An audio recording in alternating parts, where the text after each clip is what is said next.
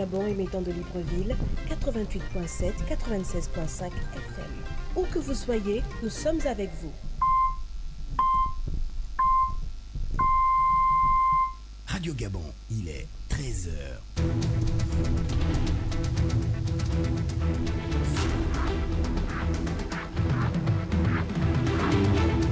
Le journal.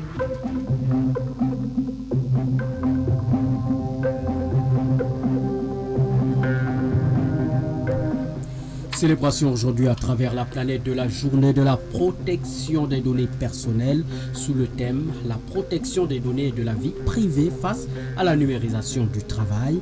Objectif, protéger les informations des individus à l'heure de la révolution des techniques de l'information et de la communication. La plainte des victimes de l'affaire Bersa, jugée recevable par la Cour de justice de la Commission bancaire de l'Afrique centrale à N'Djamena au Tchad, où séjourne actuellement une délégation des représentants du collectif des épargnants conduite par le président du Congrès des agents publics, parapublics et privés de l'État, Emmanuel Mvé-Amba. La méthodologie pour l'acquisition des outils de conduite d'une mission d'audit, objet d'une formation pour améliorer la protection sociale des jeunes dans notre pays, une initiative du ministère de l'Emploi et de la formation professionnelle. Mesdames, Messieurs, votre journal. Le saviez-vous? Il existe des gestes simples à connaître pour empêcher la propagation du coronavirus. On les appelle les gestes barrières. Quels sont-ils? Se laver fréquemment les mains avec un désinfectant à base d'alcool ou de l'eau et du savon. En cas de toux et d'éternuement, couvrez la bouche et le nez avec le coude fléchi ou un mouchoir. Jetez immédiatement le mouchoir et lavez-vous les mains. Évitez tout contact étroit avec une personne ayant de la fièvre et de la toux. Saluez sans se serrer la main. Évitez les embrassades. Nettoyez les objets et les surfaces souillées. Si vous présentez des symptômes de la grippe, fièvre, toux, éternuement, difficulté à respirer, ne vous rendez pas dans une structure sanitaire ou chez votre médecin traitant. Appelez le 1410.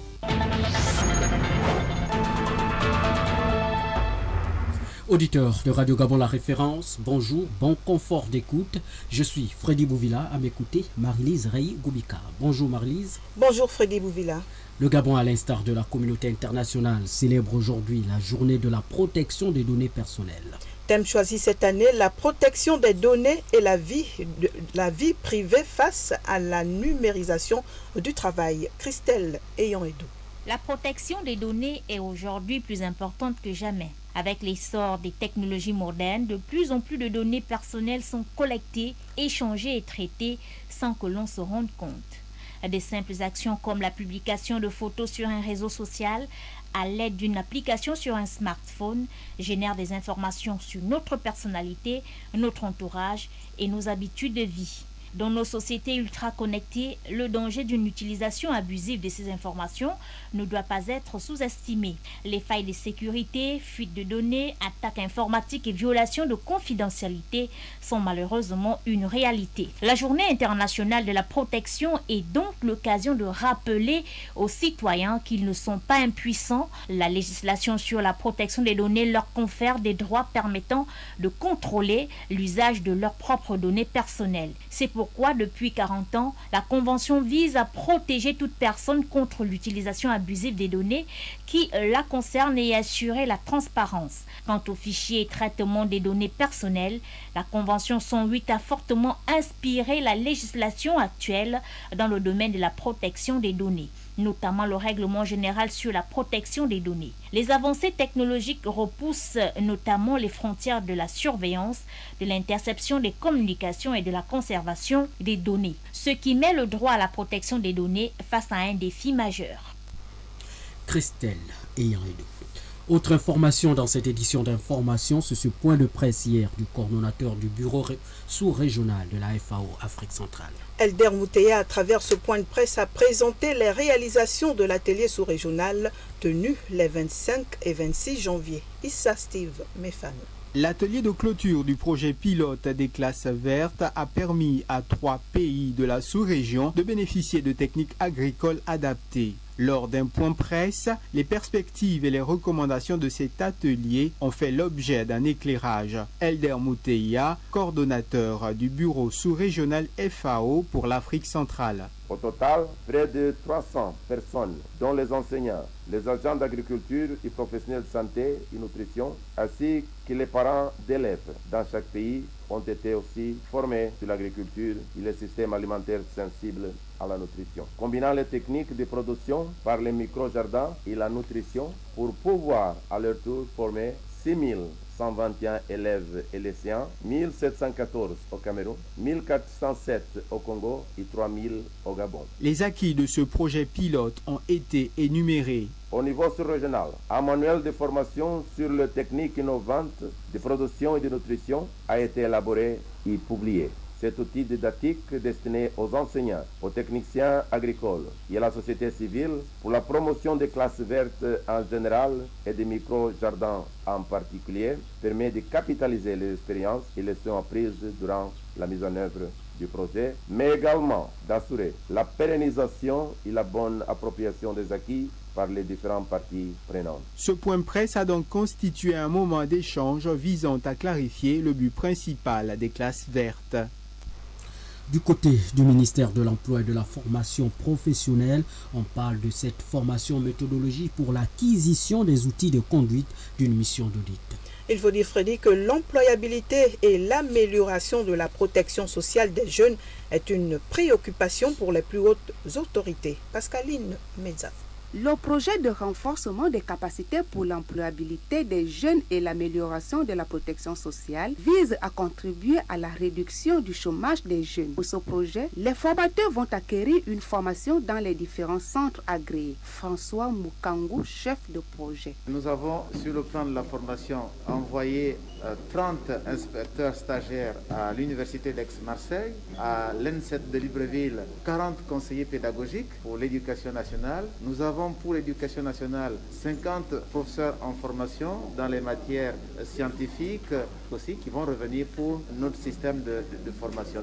Nous avons aussi pour 10 établissements de l'enseignement technique, la formation et le ministère de la Santé, à l'Ogoué maritime où les travaux ont commencé au lycée technique Jean-Fidèle Otando, à l'école de commerce, au centre de formation de Port-Gentil, dans le Haut-Ogoué, au lycée technique Fulbert Bongota de Mwanda, au lycée technique Agathe Obenje de Franceville, au centre de formation de Koulamoutou. Et dans l'Angounier, nous avons le lycée technique Nyonda Makita de Mouila, l'école de santé de Mouila. Dans la Nyanga, nous avons le centre de formation professionnelle Miendo Minzamba de Chibanga et nous avons le lycée technique de Chibanga. Le chômage de la jeunesse gabonaise préoccupe le président de la République ainsi que le gouvernement, d'où la nécessité de débuter par les formateurs. La formation des jeunes, c'est une préoccupation pour le président de la République et du gouvernement. Commençons par la formation des formateurs. Et ces formateurs qui vont avoir une incidence sur les jeunes qui sont formés. Et nous voulons renforcer l'employabilité des jeunes, que les jeunes soient capables de se mettre en place et de travailler et de participer au développement économique et social. Il est à noter que le projet de renforcement des capacités pour l'employabilité des jeunes et l'amélioration de la protection sociale est financé par la Banque africaine du développement et le gouvernement gabonais.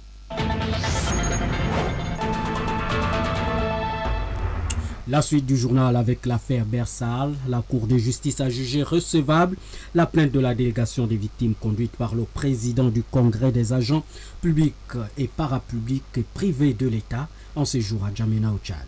Cette première étape satisfait le président du Congrès des agents publics et parapublics et privés de l'État, Emmanuel Vemba, qui a été joint au téléphone par Arnaud Ondo et Ngozogo. Nous sommes à Djamena depuis le 25, comme convenu. Nous avons plein engagement avec les 18 000 épargnants gabonais. Nous avons été reçus mercredi par l'avocat général de la Cour de justice de la CEMAC et nous avons eu une séance de travail avec l'ensemble de l'équipe judiciaire de la CEMAC qui avait bien voulu comprendre le contenu et les motifs de notre dossier et étant entendu que nous poursuivons la COBAC et la COBAC est un instrument financier de la CEMAC. Ce jeudi, ils nous ont demandé de repartir, travailler effectivement avec le corps judiciaire afin que nous puissions avoir une lisibilité sur le contenu de notre dossier. Donc la Cour trouve recevable ce dossier. Nous avons effectivement frappé à la bonne porte et c'est une première satisfaction. Donc à partir de vendredi, il sera question qu'on nous dise le jour du délibéré afin que nous soyons effectivement fixés sur le temps et les jours qui nous restent à N'Djamena. C'est une satisfaction parce que la Cour de justice a trouvé recevable ce dossier. Emmanuel Mvemba, président du Congrès des agents publics, parapublics et privés de l'État depuis N'Djamena. Retour à Libreville pour parler du calvaire que subissent les usagers de la route du côté du carrefour Damas et la voie qui part de l'échangeur Nzengayong à la nouvelle station-service. Véritable calvaire pour les usagers de la route qui empruntent cette voie. Il faut dire, Freddy, que cette situation dure depuis longtemps. Edgar Kaba fait le constat. Bruit indésirable de roues de véhicules devenu permanent, occasionné par des trous créés à quelques mètres de l'échangeur de Nzengayong, sur la chaussée, non loin de la nouvelle station-service récemment livrée. À chaud, nous avons eu un échange avec un chauffeur de taxi, juste après qu'il ait réussi à passer cet obstacle. Le problème qui se pose à ce niveau, ce n'est que le trou. Et quand nous venons de l'autre côté en vitesse, vous êtes obligé de ralentir. En ralentissant, ça fait un bouchon derrière. Les véhicules ne passent pas en flèche. Quand tu viens à vivre à lui et que tu tombes dans un trou, forcément, ça, tu vas déraper. La dernière fois, nous avons vu un camion venant du charbonnage. Quand il revient de l'autre côté à la descente, il remarque devant lui qu'il a un gros trou. Et quand il essaye de dévier, il est sur le trottoir et il s'est retrouvé de ce côté. Et il a basculé des véhicules, il s'est retrouvé dans le ravin de l'autre côté. Quittons l'échangeur de Nzengayong pour la cité Damas, où à un des carrefours et du côté d'une des intersections de la route, il y a plusieurs crevasses qui endommagent la chaussée depuis longtemps et poussent les usagers de la route à solliciter l'intervention des pouvoirs publics. La chaussée est en mauvais état, c'est pas une très bonne chose pour les véhicules et les petites calibres. Mais quand ta route est gaspillée, il vaut mieux arranger. Quand quelque chose ne va pas pour la population, ils doivent toujours arranger. C'est ce que le gouvernement doit faire. Depuis quelques mois, le gouvernement gabonais s'est engagé à réhabiliter les voiries du Grand Libreville. L'axe à l'échangeur Nzengayong, rond-point de la démocratie, et le carrefour Damas devraient compter parmi les priorités également de ce vaste chantier. Justement, les travaux de réhabilitation de voiries urbaines à Libreville vont régler les problèmes de nids de poules observés à travers les artères de la vitrine du pays. En effet, l'équipe de la presse présidentielle s'est rendue sur différents sites afin de se rendre compte du démarrage des travaux. Aline Ndila. Après le passage du président de la République, Ali Bongo Ondimba, en novembre dernier, dans certains quartiers de la capitale gabonaise, les engins et les ouvriers s'attellent à rendre plus praticables les routes de Libreville. Le démarrage des travaux de réhabilitation des voiries urbaines est bien visible. En témoigne la mobilisation des équipes sur le terrain. La route, facteur de développement, est une préoccupation de premier plan pour le chef de l'État. Le programme d'urgence, initié sous son impulsion, permettra d'apporter une réponse concrète à la problématique du réseau routier urbain en état de dégradation en de nombreux endroits de la capitale. Quelques riverains se sont prononcés quant à l'effectivité de ce démarrage des travaux. Depuis que les travaux ont commencé, nous remarquons que la route est quand même un peu mieux. Ce n'est plus comme avant, vous-même vous remarquez. Avant, il y avait les lacs, mais depuis qu'ils ont arrangé, nous remarquons qu'il y a de l'évolution. Mais nous ne voulons pas que ça reste comme ça. Ils doivent être soit les goudrons, soit les pavés. Mais si ça reste comme ça, c'est pas bon. Il y aura toujours des creux. Et pour avoir un taxi, c'est compliqué. Depuis qu'ils ont commencé, les voitures circulent bien, vous le voyez, vous le constatez, ça va. C'était pas comme ça auparavant. C'était pire, comme vous le voyez là. Mais comme ils ont commencé, il faudrait qu'ils terminent comme ils ont débuté. Depuis que les travaux ont commencé, vous voyez, vous-même vous remarquez, c'est plus ou moins praticable. Sauf que comme bon, ils sont encore en sentier, quand il pleut, c'est vrai que c'est un peu compliqué, mais c'est mieux qu'avant. Ça va de mieux en mieux par rapport à la situation d'avant. Donc tout ce qu'on espère, c'est que le délai des travaux soit respecté parce qu'ils ont écrit 6 mois sur la pente. À Bizongo et Mondobé, comme dans de nombreux quartiers de Libreville, l'initiative est saluée par les usagers de la route. Le programme qui intègre le plan d'action prioritaire recommandé par le chef de l'État devrait bénéficier au plus grand nombre au terme des travaux.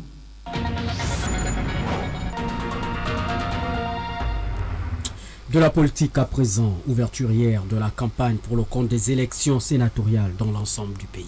Les différents candidats en lice, dont 429 issus de 17 partis politiques et 2 indépendants, déroulent actuellement les stratégies mises en place pour convaincre le grand électeur.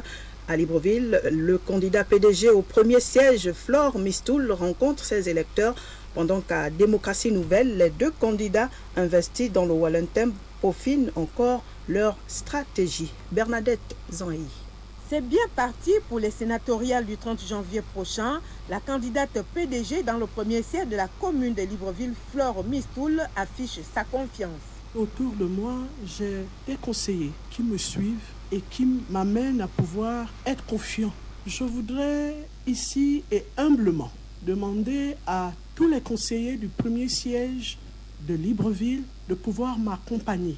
Aux conseillers PDGistes, je dirais, c'est derrière le DCP que nous devons pouvoir réussir ce challenge. Certes, une femme, mais une femme pleine de conviction. Ma foi religieuse m'amène à attendre le 30 janvier lorsque le CGE aura proclamé les résultats. À Démocratie Nouvelle, son porte-parole Jonathan Tutumungom affirme que son parti met des stratégies pour prendre à contre-pied ses adversaires dans les sièges de Lokano, Amidik et d'une thème habitable. Démocratie Nouvelle n'entend pas aller avec la fleur au fusil. Nous pouvons avoir un nombre de conseillers inférieur aux autres partis, mais dans le domaine politique, 4 conseillers peuvent s'avérer nécessaires par rapport aux partis qui ont peut-être 19 ou 22 conseillers. L'élection étant à bulletin secret, nous pensons que nous pouvons tirer notre épingle du jeu en fonction de la stratégie que nous avons mise sur pied. Dans ce challenge, 91 candidats sont en course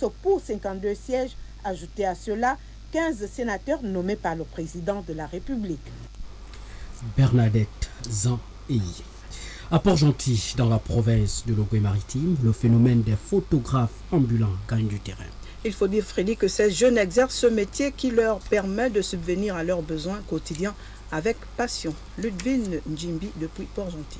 Postés à chaque carrefour, devant des grandes surfaces et dans les marchés, des jeunes gens armés d'un appareil photo numérique filment, le plus souvent à la surprise des concernés. Appelés généralement des shooters, ces photographes ou techniciens de l'image, qu'ils soient amateurs ou non, utilisent l'environnement et différents plans pour cadre, dans le but de délivrer une version esthétique de l'image à la clientèle. Je suis un nouveau shooter au nom de Mouega Didoné. On ne peut pas aussi rester les mains croisées et à la fin de la journée, on gagne quelque chose et on peut nourrir notre petite famille. Mais ce qui est difficile, c'est que la population ne comprend pas la chose de la même façon que les autres. On reçoit des menaces, mais après explication et aussi au vu de l'image qui est bien centrée, nette, bon, ils finissent par prendre. Ce phénomène qui a vu le jour il y a quelques mois à Port-Gentil voit la participation de la gente féminine. Je me prénomme Lila, j'ai 22 ans et je suis shooteuse professionnelle. J'ai appris le métier pendant les vacances avec des amis qui sont eux aussi des shooters. Et comme j'ai aimé, je me suis lancée là-dedans. Vu que pour l'instant je ne pars plus à l'école, j'ai préféré faire de ça un métier. C'est vrai que c'est rare de trouver des filles shooteuses, mais bon, moi je ne me limite pas. Ce que je peux faire comme métier, je m'attelle à le faire. Et donc j'aimerais conseiller toutes mes sœurs gabonaises à ne pas attendre tous les hommes et à ne pas rester assises à la maison. Nous vivons dans un monde où la femme essaie de devenir indépendante, essaie de faire quelque chose d'elle-même. Il est à noter que pour devenir photographe indépendant, on n'a pas forcément besoin de diplôme pour autant, mais c'est un métier qui ne s'improvise pas. Il est vivement conseillé de suivre une formation. Radio Mandji, Ludwine Djembi pour Radio Gabon, la référence. Sans transition, allons à l'étranger pour en parler. Nous recevons Lise Obonne Angoro. Bonjour Lise. Bonjour Réi. D'abord en République démocratique du Congo, l'Assemblée nationale fait tomber le Premier ministre Sylvestre Lunga. La motion de censure a été adoptée à une large majorité, 367 en faveur sur 377 votants. Pour les députés qui défendaient cette motion, le gouvernement du pro-Kabila, ses parlementaires dénonçaient aussi le manque d'équité dans la justice, le maintien des antivaleurs et notamment la corruption. Au Mali, le G5 Sahel et la coopération bilatérale au cœur de la rencontre entre le président français et le président de la transition. Accompagné de ses 3 ministres, le président de la transition malienne a été reçu hier par Emmanuel Macron pour un déjeuner de travail. Au cours de ces échanges, il était question de la coopération bilatérale, la transition au Mali et le sommet G5 de N'Djamena qui se tiendra les 15 et 16 février prochains. On termine par le Cameroun pour parler de l'accident de la route dans l'ouest du pays causant ainsi une dizaine de morts. Le drame est survenu entre 4h et 5h du matin sur la falaise de Tchang, une ville située dans le département de Manoa, dans la région de l'Ouest. Il s'agit d'une coalition, selon les riverains, entre un camion transportant des produits pétroliers et un bus ayant à son bord 70 personnes. Un gigantesque brésier sur plusieurs centaines de mètres prenant au piège les voyageurs et passagers des deux véhicules. Lise Obon Angoro pour la page internationale. Les sports.